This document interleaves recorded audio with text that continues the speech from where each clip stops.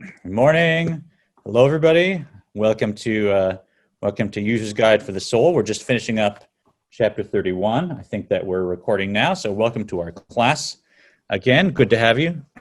We're hoping to finish up today, chapter 31, which is wrapping up the advice to someone who is experiencing apathy, where you're doing all the stuff that a good Reformed Jew should do. You're helping people, you're praying, you're learning, but you're going through the motions, right? And you're not feeling excited about it. You're not feeling a sense of real call it joy and love, and also not a sense of discipline or sort of profound respect. It's just you're doing it. So this was three chapters to help us learn how to take the advice of the heavenly yeshiva, the heavenly academy. And if my heart is apathetic and the light of my divine soul can't catch fire, the heavenly academy said you want to splinter the log so that it can catch fire. And chapters 29 and 30 were a process of thorough self-examination for that situation. So I really assess myself as the flawed being that I am, let's call it. 31 was a chapter on making sure I wasn't judging anyone around me and saying, well, look at that person, at least I'm not as lowly as them, because that's really not factual. If I look at it factually, the more I know, the more weight my actions have, and actually I'm not any lower than them. They're at a higher level than me. And finally here in chapter 31, we are coming back to the normal joyous approach that Hasidus and Kabbalah even takes, and we're saying, even if this gets you depressed, this is how you go from apathy to joy. And you got to go through two other stops on the way. So I was apathetic because I was kind of stuffed up with my ego. So then I got myself to a state of depression by self-examining myself. But that's a dangerous state. It's just a byway. You don't want to stay there because there's no energy in depression. I converted depression to bitterness by the technique of having my other-centered soul lecture my self-centered soul, as you can see from the past classes. Then once I'm in bitterness, now I'm on the side of Kedusha and other-centeredness. Because bitterness, I'm not thinking about myself. I'm thinking there's hungry people that need to be fed. There's tzedakah that needs to be given. There's things that need to be fixed. There's people that need to be prayed for that need prayers for healing. And not enough is happening, and you get out of yourself and you move. You have energy. So depression is the side of ego. Bitterness is the side of other-centeredness. Once I'm at bitterness, now this final meditation gets me from bitterness to joy, because I recognize my divine soul is also part of what needs to be fixed and is a spark of actual God that's trapped inside my ego and has gone along for the whole trip and suffered through it. And now I make it my aim to free that spark of godliness so that it can, or even God, so that it can rise up and be like it was before it came down into this body. And that creates a great sense of joy if I've kind of softened my ego enough that I can identify with my divine soul. Because now, if God's happy, I'm happy, right? If my wife is happy, I'm happy. If my congregation's happy, I'm happy.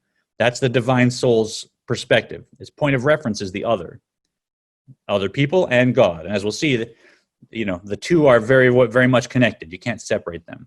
To care about another Jew is no different than caring about God. So once I've made that shift, now I can get back to joy, because my aim is to free that spark of God that's been trapped in my ego. And when it is free, why shouldn't I be happy? And not only am I happy quantitatively, it's a qualitative different kind of joy. Because as we said, the animal soul, its joy is just, it wants more and more and more. And whatever it gets, it'll be happy for a day or a week or a month. But as we've seen in studies, even if you win a big lottery, 6 months later, you have the same level of happiness as before you won it. The animal soul just keeps wanting more and more. So the joy the animal soul generates is passing and is self-centered. The joy the divine soul generates is endless and other-centered. You just keep getting more and more if that's your point of reference. Yes, Noreen? Is that tikkun olam when you release the trapped God, spark of God? That is exactly tikkun olam. So You could say technically when I had a breakfast, I didn't say a blessing. So I'll do this for you now. There's a blessing you say after food. I had breakfast. So that spark is just waiting to pop back up, and the energy of that yogurt wants to, be connected to this Torah study, right? So I can fix the spark of that yogurt by saying, right?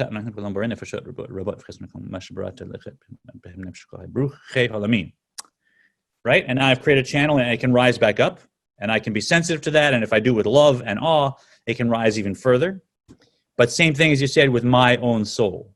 When I free the spark of God that's been trapped under my self-centered ego and my consciousness, that's the ultimate tikkun. And then everything my body takes in can go along with the ride, as we'll see at the end. So I'm not just freeing the divine soul, I'm even elevating the klipa noga and the body and the animal soul. So it's the ultimate tikkun for sure. So now we're here in this chapter, right? So we go from apathy to depression to bitterness, finally to joy, right? And as we said, this should be my lifelong aim, to return the soul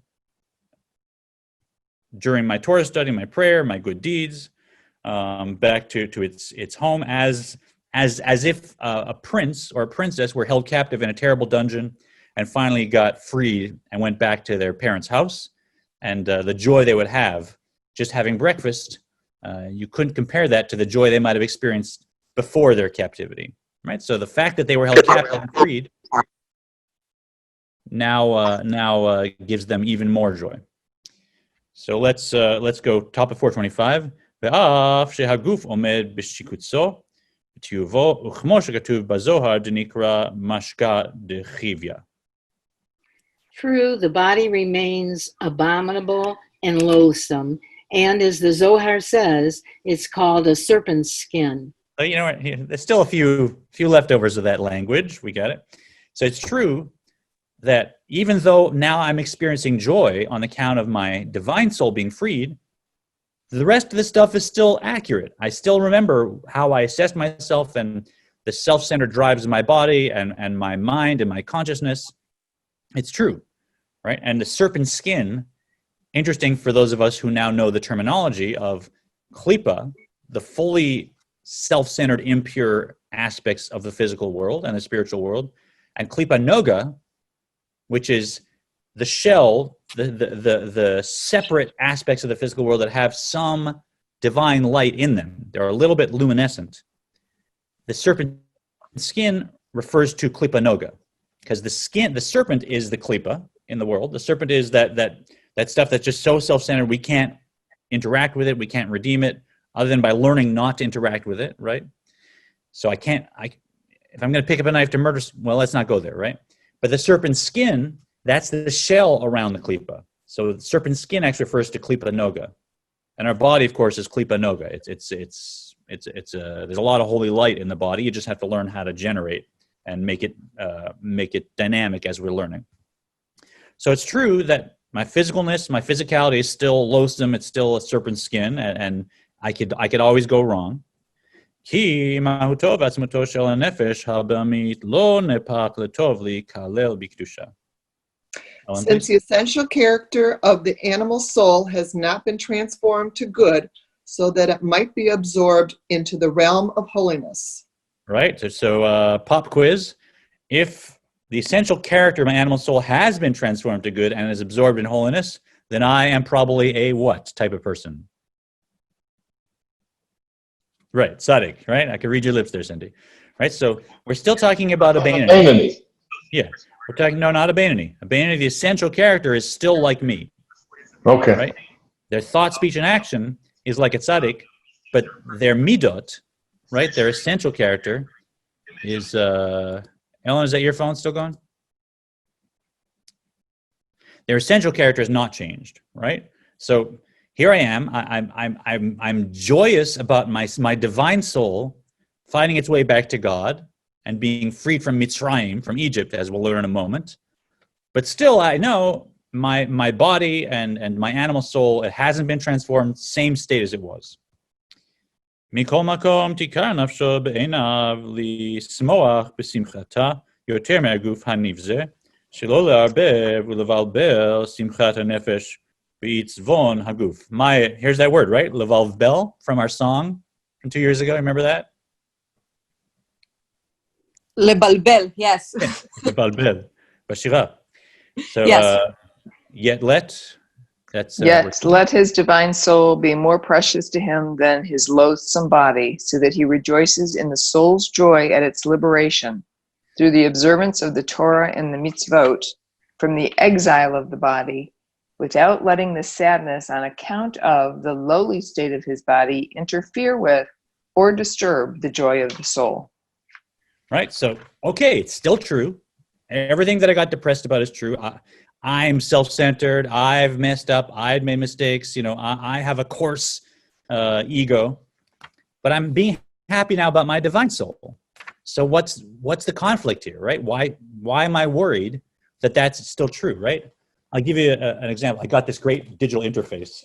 Oh, little ad for Universal Audio. All the services you're hearing, my voice has been recorded through this digital interface. It's a beautiful thing. It's a beautiful thing. Now, if I were to take this box and toss it into the, I happen to have it because I'm using it as a prop to put things on. If I took this box and tossed it into the recycling, should I be upset or worried? No, it's a box, right? It's just cardboard. If I took the actual interface and tossed it into the recycling, should I be worried? Yeah, that's what I wanted, right? So I got the whole thing. It's something valuable inside something not valuable, and I can disregard the value of the box while still valuing the actual interface that came in it, right? It's not a problem. So same thing here. Yes, my body and my animal soul is still loathsome, and I want to maybe crush it and splinter it and have it not be something I identify with.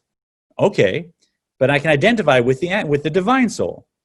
So there's no problem in feeling joy at the divine soul and just having the animal soul not be my identity and not being worried that it's lowly still, because if my identity, if my consciousness is divine soul consciousness, now I'm just all joy all the time. And the fact that I had to travel through depression because when I was in ego consciousness that had to be crushed, that's not a contradiction in terms. You get it? So our divine soul, that's the beautiful interface that we need. And the animal soul, that's just a package it's in, right? And if you want to throw that into the recycling, it's who cares, right? It wasn't the main thing, right? So we can focus on the divine soul. Okay. והנה בחינת זו היא בחינת יציאת מצרים, שנאמר בה כי ברח העם. Paula, please.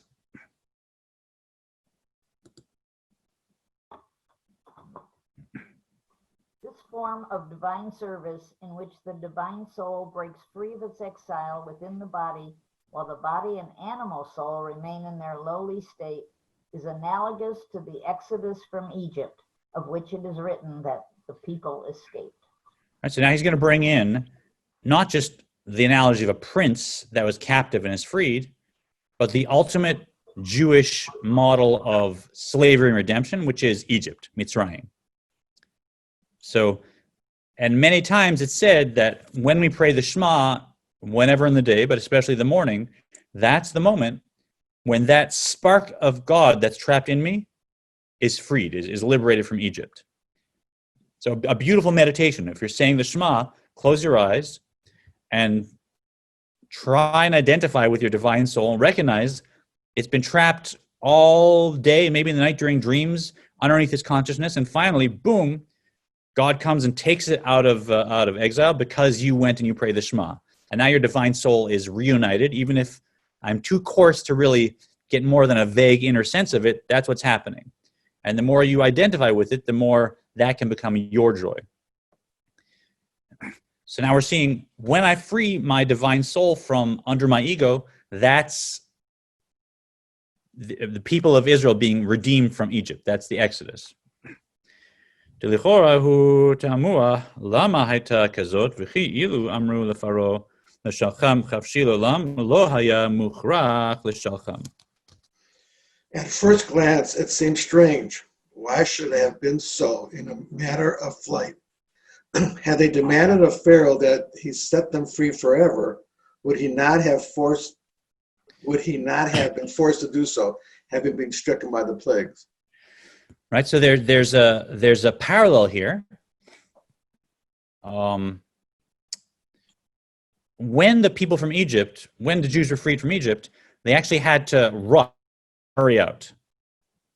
And why is that? That's very strange, because God had so much power at that point, and the empire was destroyed. They had nothing left, right? Everything was crushed and eaten and burned and devoured and hopped on by frogs. So God could have easily come and said, take your time, go out, 1,000 per day and take a whole month. We'll make a month-long holiday of the exodus from Egypt, of how you left, your children first, and Pharaoh would have had to say yes, right? They had no power left. So God could have easily taken us out, not rushing. What were we running from? There was nothing left to harm us. It had been proven 10 times, right? Why do we have to rush? Because we were still keeping some of Egypt inside of us. After so many centuries in Egypt, and Egypt was the lowest place on the earth, we had almost reached the lowest point of our spiritual level as a people, where we would have just been stuck and we couldn't have gotten back. The 50th gate of impurity, they call it. We won't get into it. But when the Jews were leaving, they still had this klipa noga, but klipa really inside them. And so because it was in them, they had to just go. They had to just rush, right? It wasn't a sense of transforming the klipa so much. It was just what we call iskafia, just stopping it, right?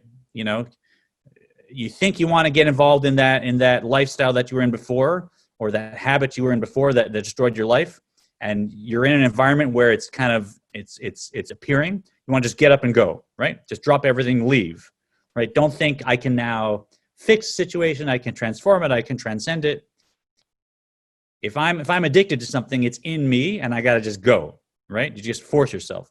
So that's what leaving Egypt was. We had to rush out because we had the klipa. And it's the same thing here. The divine soul is leaving our body, and it's leaving Mitzrayim. I'm Mitzrayim here. The klipa is me. So yes, as he said, my animal soul still is loathsome and self-centered and coarse, and that's why it's even more urgent that the divine soul leave energetically in a rush, and it caused me even more joy that it leaves, because we had to really fight to do it.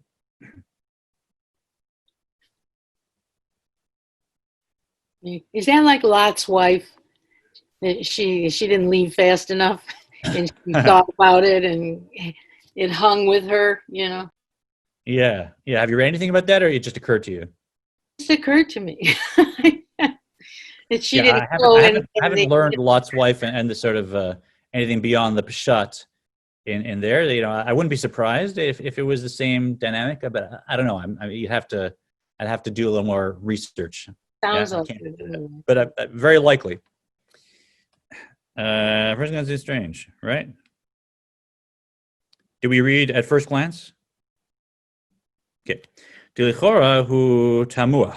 Lama haita kazot v'chi ilu amru lefaro l'shalcham chavshi l'olam lo hea mukhrach l'shalcham. Dan. Are we at first glance? Yeah. It seems strange. Why should it have been so in a manner of flight? Had they demanded of Pharaoh that he set them free forever, would he not have been We already forced read to? that part. That's what I thought. Oh, okay. So you read the next one. Ela mipnei shehara shebenafshot Israel adayin haya betakpo bechalal hasmoli. But escape was necessary because the evil in the animal souls of Israel was still strong in the left part of the heart, the seat of the animal soul. Right. So they weren't wholly like a tzaddik at that point. They rose to the level of tzaddikim when they were at Sinai and received the Torah. But at that point, they had klipa in their hearts. They had to get out because they were very much a part of it. Ki lo faska zu hamatam ad matan Torah. Joey. for the impurity of klipa did not cease until the giving of the Torah. Yeah, Ellen, I think you may need to mute yourself. Thanks. There you go. That was Joey. Yeah. No, but there's a background. Oh, that was you got. Okay, got it. My mistake. Yeah. Right. For their impurity didn't cease until Sinai, until giving the Torah. At that point, they still had klipa. Rak megamatam v'cheftzam haita letzet nafsham helokit migalut asitra achra hi tumat mitzrayim uledavka bo yitbarech. Karen, if you'd like. Karen, do you want to read for us, or?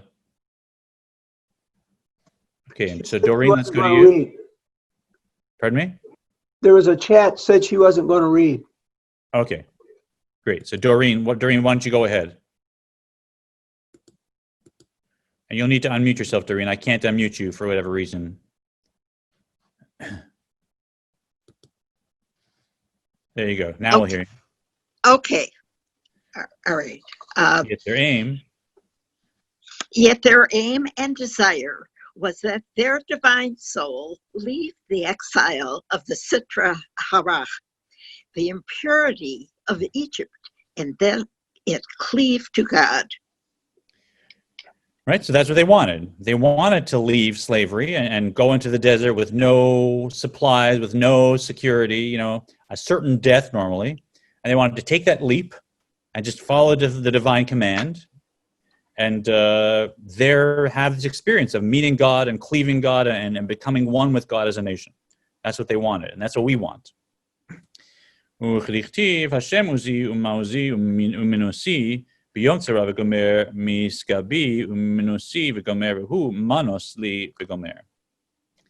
go back to Noreen, please. So it is written that there is a divine service which consists of the divine soul's escape from the impurity of the body and animal soul. God is my strength and my fortress, my refuge in the day of affliction. He is my high tower and my refuge, and he is my escape. How would you normally translate manos in modern Hebrew? Wow. Is it a modern Hebrew word or it's just biblical? No, I will say it's more modern Hebrew. It's like there is no way to get away. Yeah. Let me check it. Yeah, because we say manos li, it's a refuge, a place you escape to, right? So the place that I run to from danger, where I'm holed up and I'm safe, that's manos. And that's exactly the feeling here. It's not that I had overcome the klipa inside, outside, and I can just now go ahead like a tzaddik and leave Mitzrayim. I have to rush to a place of safety. Yeah, it's like kind of a way out. A way out, exactly, yeah. A way out, I will translate it. So the way I get out, the way I escape, yes. Manos. So that's what this phenomenon is, right? We are through prayer or through this kind of Torah learning, we're letting our divine soul free itself and go back to God, and it's not just going from one state to another. It's rushing out. It's the way out for it to escape from this whole self-centered drive that it's still caught up in, and it manages to get out and has a refuge for that time. לכן לעתיד כשיעביר השם רוח הטומאה מן הארץ כתיב ובמנוסה לא תלכון כי הולך לפניכם השם וגומר. Hence it is written of the redemption which will take place in the time to come, when God will remove the spirit of impurity from the earth, and there will be, which way? Yeah, no evil. Therefore be no evil necessitating spiritual escape. You will not go out in haste, nor go in flight, for God will go before you. That's as Reformed Jews, we believe in the Messianic era, and in that time, and we don't focus on it very much, although it's a very valuable state of mind to have, that we're trying to repair the world, we're trying to fix something, not just randomly, but that there's something we're going towards, which is, the complete fusion of the spiritual, where now that's the highest reality. At that point, it's going to change. At that point, I'm not going to have an ego anymore. Jack, look at you. How long has it been? Here comes Jack. Let's welcome him, can we? Yay, Jack. Hi, Jack. Hi, Jack. Hi, Jack. Hi, You can't hear Jack. us here. You can't hear Hi, us here. Jack. Picture. Nice Hi, picture. Jack. Wow, is that from? A Jewish war veterans event. Oh yeah. Yeah. Okay, Very I'm still nice. connected to audio. Maybe he's gonna have trouble with audio. Jack, if you can hear us, welcome. Good to see you. Yeah, when we know you're listening, we'll say hi.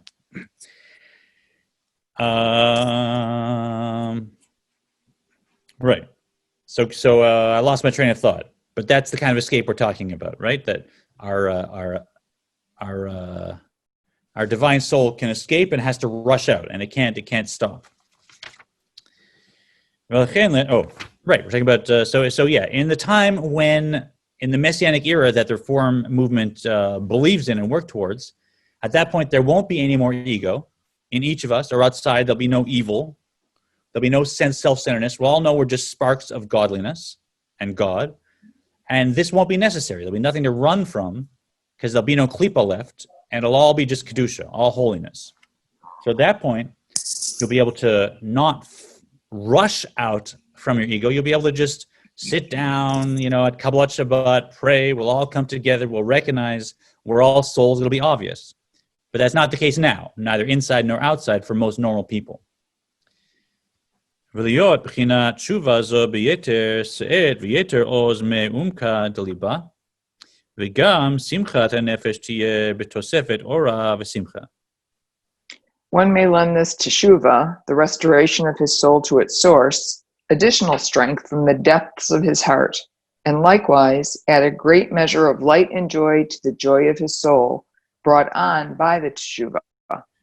Maya, do you have Jack's phone number? You want to call him and see if you can help him get on? Because it doesn't look like he has his audio or video working. Do you have I will try. Thanks.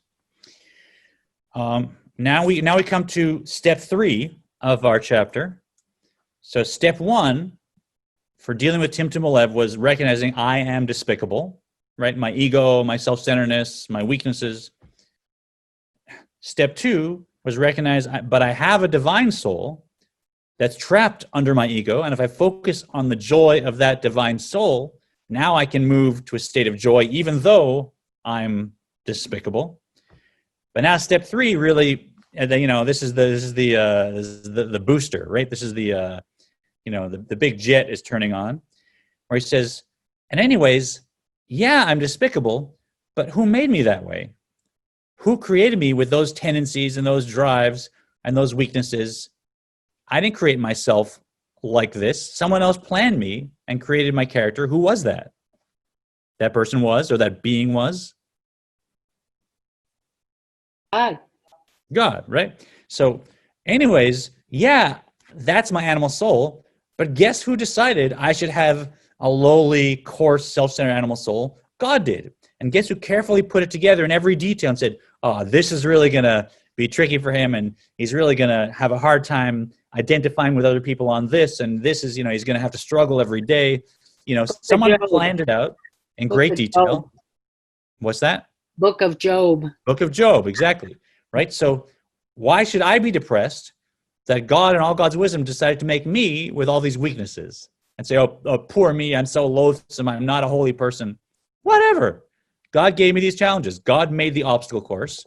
And so if God overdid it, that's God's call, right? And if sometimes I messed up in the past, I've done tshuva, right? I'm trying to repair it. I'm working on myself.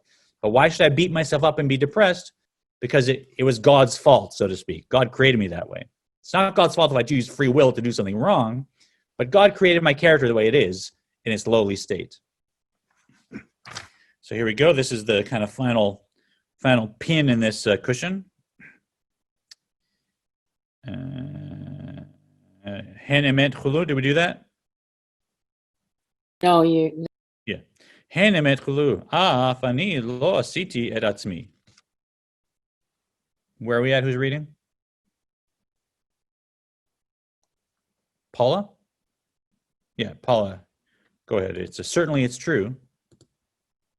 I'm not sure which one I'm at. I think Page 428. yeah. One from the bottom. Certainly it is true. Actually, I think you're at by comforting his heart.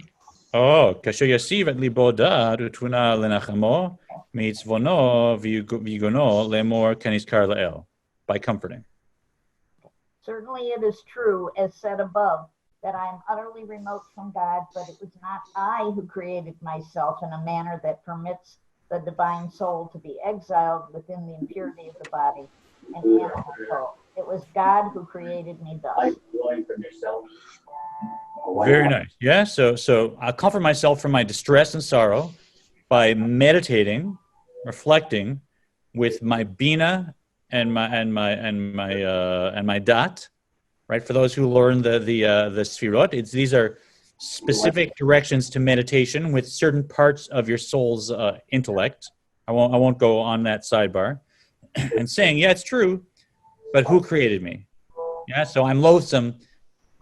God said, make sure Smoloth, this lifetime, he's going to have a loathsome, coarse animal soul, and let's see how he does, right? So God wrote this test that I have on my desk.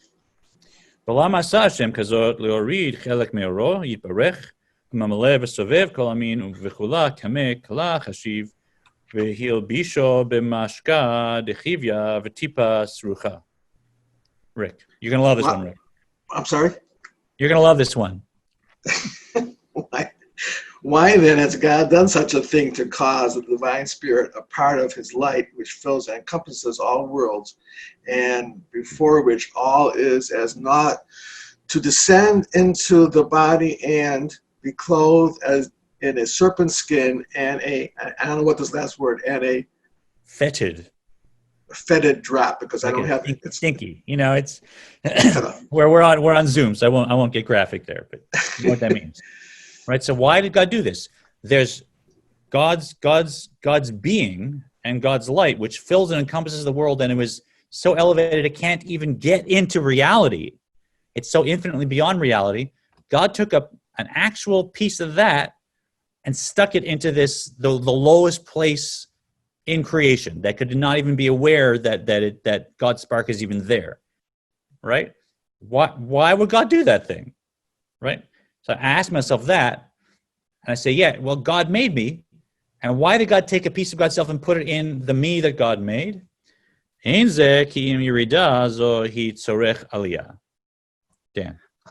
Surely this descent must be for the sake of a subsequent ascent.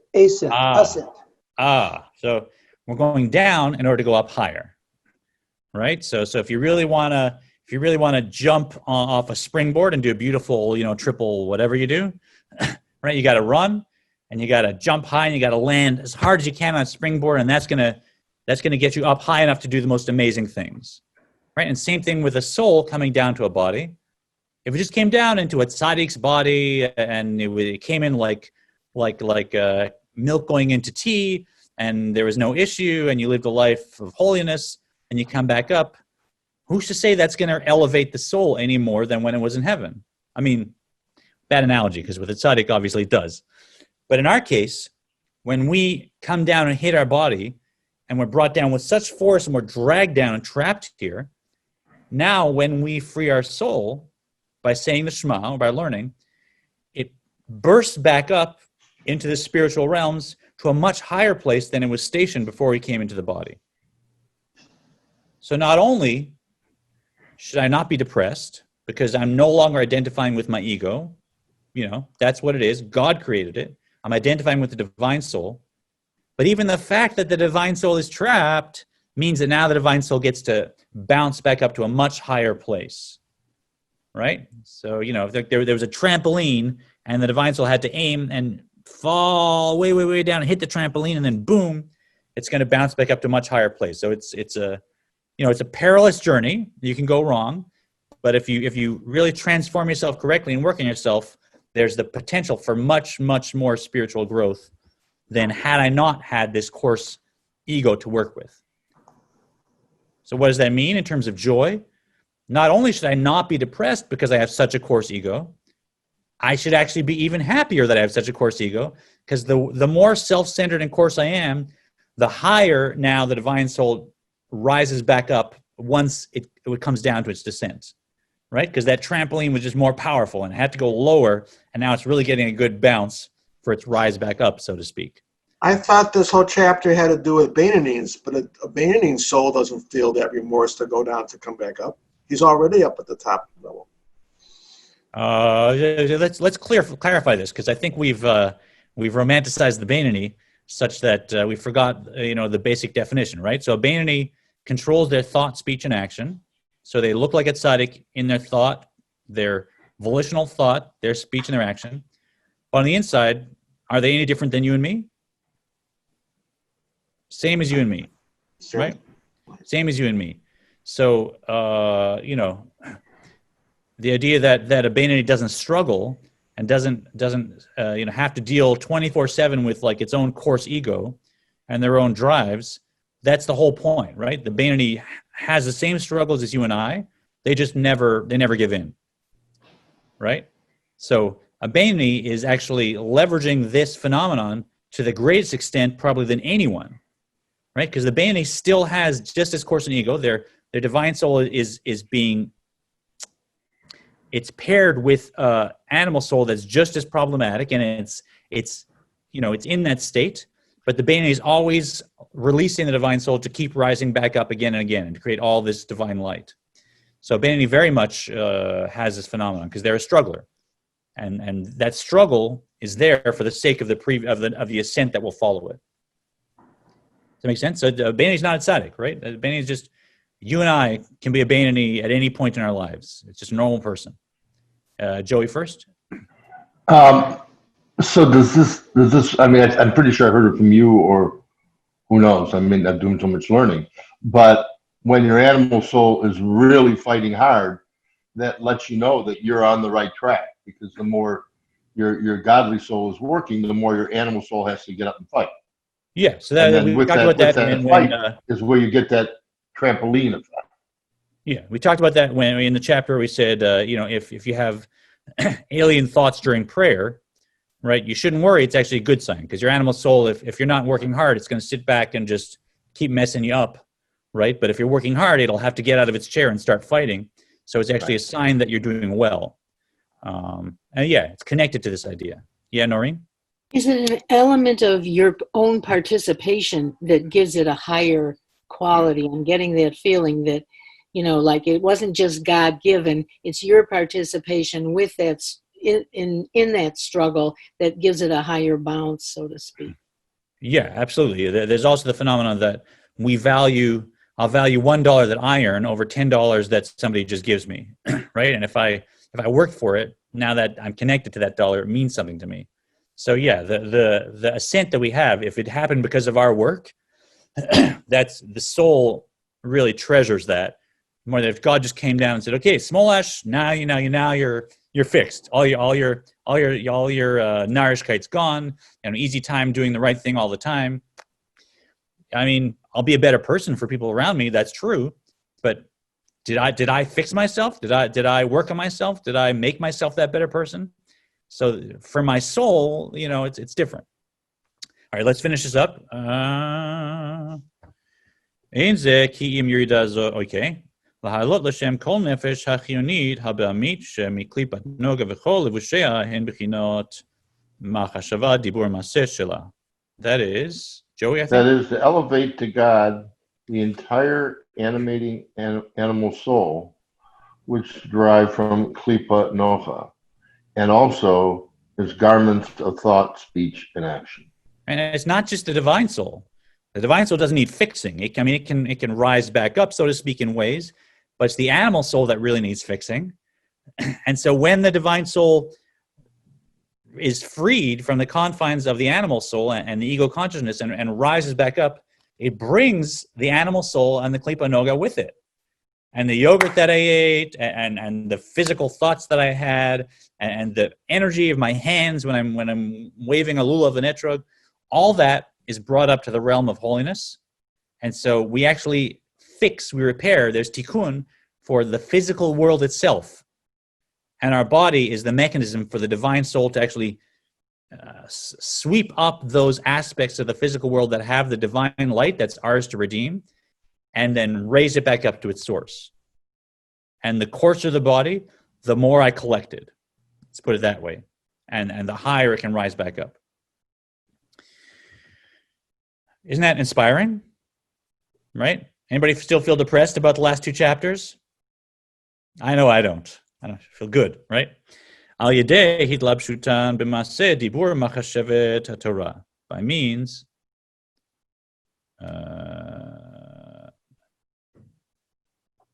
Ellen, sorry, was it Karen or Ellen that wasn't reading? Someone remind me? All right, do you want to take this one? Karen. Okay, Ellen, are you? Oh, sorry. Ellen, you read. Doreen, your turn.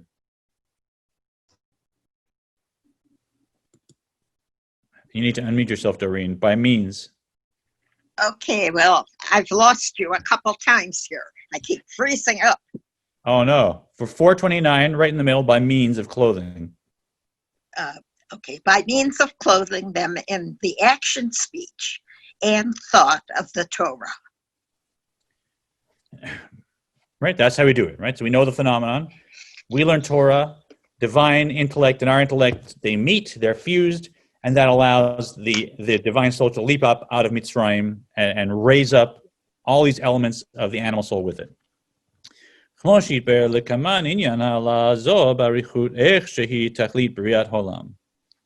subject of this ascent will be discussed further on at length. It will be shown how this is the purpose for which the world was created. And those are like some they're just delicious chapters. They were talking about that this process we're learning about, that's actually the whole point of the world. The world was created for us to come down and find our sparks and elevate them. And now we go into these meditations the Alter Rebbe shares that are just, you can put them up on a poster on your wall and you can like live with them. They're just gorgeous. So that's like 36, 37. It's that we're not far from it.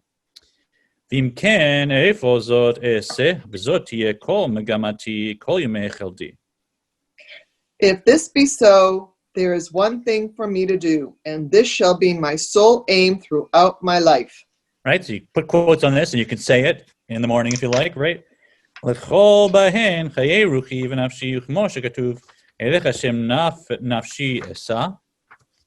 To immerse therein in the thought, speech, and action of the Torah and the mitzvot, the life of my spirit and soul, as it is written, to you, God, I raise my soul. Oh, the same way if my child were held captive somewhere, God forbid, that would be my whole life's work. I wouldn't think about anything else. I would save all my money, all my resources devoted solely to that. The same thing here. If I recognize there's a spark of God that's trapped in me, and it's only I can free it from its agony, so to speak. Now that's going to be the whole aim of my life, is to work on myself and devote time to this and devote energy to this, and to say I'm gonna really fully free that divine soul so that it can have its fullest ascent and be free. Are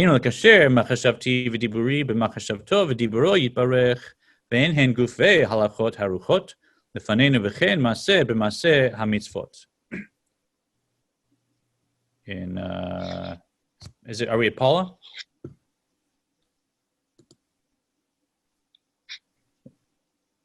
Yes, there you go. In practical terms.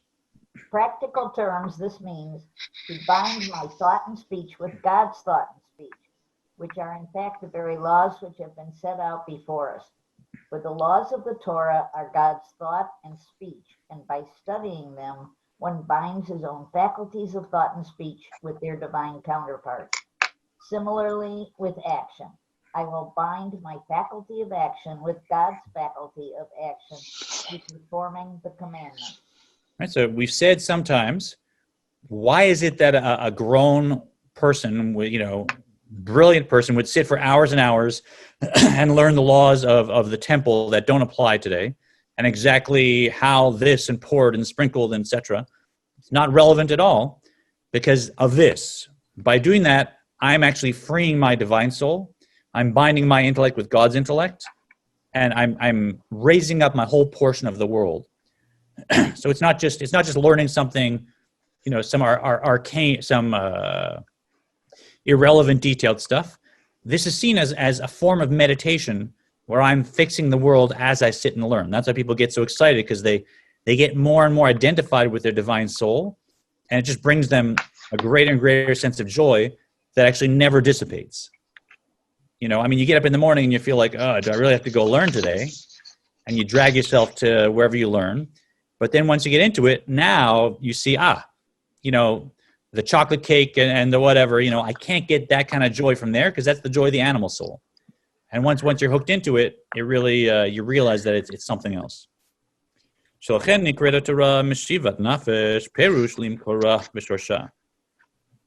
Rick? For this reason, the Torah is described as that which restores the soul. That is, it restores the soul to its source and root. Right, so we can see that again, that which restores the soul as sort of poetry, you know, like the Psalms are telling me, you know, you're tired and you get restored, or you're lost and you get restored. But no, technically, the Alter Rebbe says, Torah restores your divine soul to its place as a part of God. It actually moves it out of your consciousness back to its own oneness.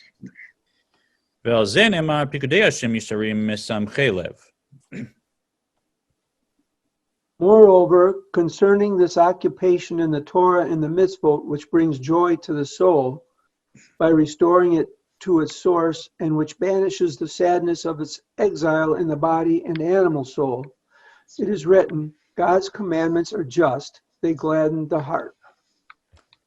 Yeah, so all three stages here.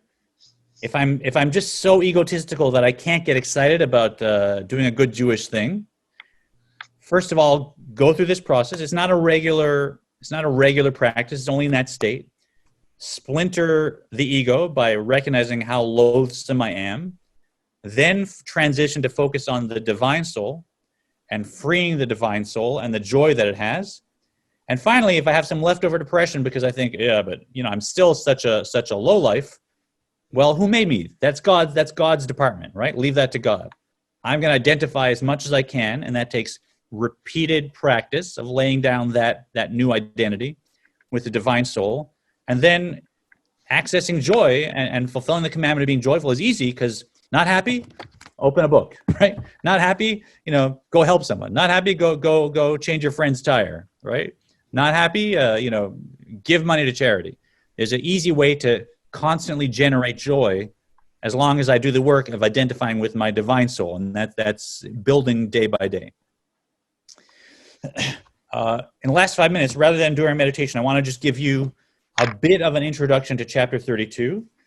For anyone that wasn't there, next week we're going to be on Facebook Live, so please find us there. And I'll call just a couple people to come on the Zoom and do the reading, but I want it in a little more class format.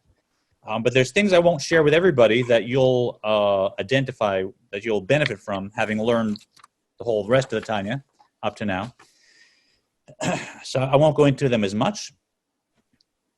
We're now seeing a side benefit of what we just learned.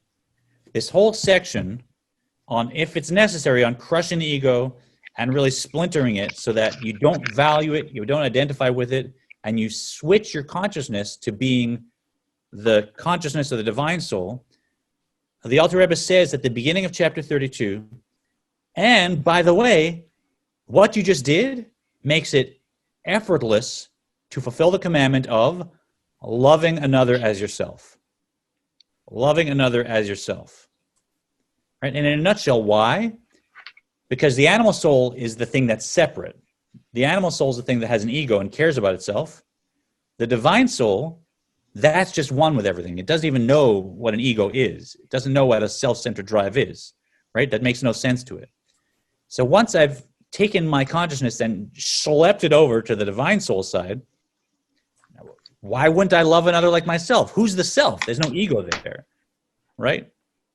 So the Alter Rebbe is going to say, what you just learned and all the painful stuff you did, not only is that going to bring you joy, but now that you've done this, now loving another as yourself is going to be piece of cake, easy. In fact, it's part and parcel. And there's a fascinating piece when you look at the Tanya and how it's written. He first wrote it, the Alter Rebbe wrote it as a series of pamphlets, and then they were kind of given out to his Hasidim, and eventually it was compiled, and the first official Tanya was written, 1790-something, I forget the dates, and we still have a copy of the original Tanya. And then I think a few years later, the errors crept in and this and that. And finally, the Alter Rebbe edited it again and put out the final version that we're learning from. And if you open up the edited version, one of the amazing things is there's a few changes. Most of them are minor. But this chapter 32, is not there. And also, chapter 32, it's called the heart of the Tanya. Lamed Bet spells Lev, heart, and Lamed is 30 and Bet is 2. So that's chapter 32 is Lamed Bet. It's the heart of the Tanya. This is, in fact, if you've ever run into these crazy Chabad shluchim that wander around town looking for someone to help and share and befriend, right? And you wonder, why is it they're always happy? Why is they're always driven? Why will they do anything to get me to do the littlest Jewish thing? And it doesn't seem like they can ever be inconvenienced enough. They'll still do it. It's because of this chapter 32. Every one of those people, they've internalized this chapter we're about to learn, and they made it their life's mission. That they have to love another Jew exactly like themselves, which means not just as much as I love myself, but quantitatively. I love myself unequivocally, right? There's no reason I need to love myself. I just do. And we'll get to that next week, right? So learning to love another, not just acting like I love them by taking care of them, not just loving them as much as I love myself, but loving them unconditionally, without any reason, and no reason can get in the way. That's actually a very difficult thing to do if you think about it. And so the reason why you've never heard a Chabad shaliach complain to you about coming to your house in the middle of the heat or the winter to help you with candles or whatever, it's because that's they've internalized that. That's their driving philosophy. All that to say, isn't it incredible that chapter wasn't even in the original Tanya? It wasn't even in the original Tanya. And you might say, well, okay, maybe that wasn't the Alter Rebbe's focus, and he decided, well, let's add this in. It's also important, but it's not that at all. The fact that it wasn't in the Tanya is not because the Alter Rebbe didn't value it. It's because it's like this. For some people, there's how I'm doing technically, right, and how I'm serving God.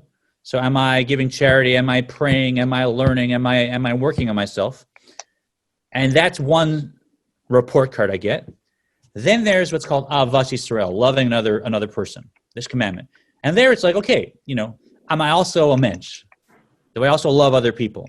And they're two separate tracks. And you could be like, I'm serving God great, but you know what? I could do better with, being polite to people in traffic and being nice and not judging, But that's the Ahavas Yisrael. It's not serving God, right? I mean, I'm getting everything good, right? I'm in heaven. I'm serving God. Not at all. The Alter Rebbe says, there's no such thing as serving God unless you're also loving other people. And the Alter Rebbe says they're exactly the same thing. And he goes further. He says, guess what? The test wasn't, are you doing mitzvahs or not?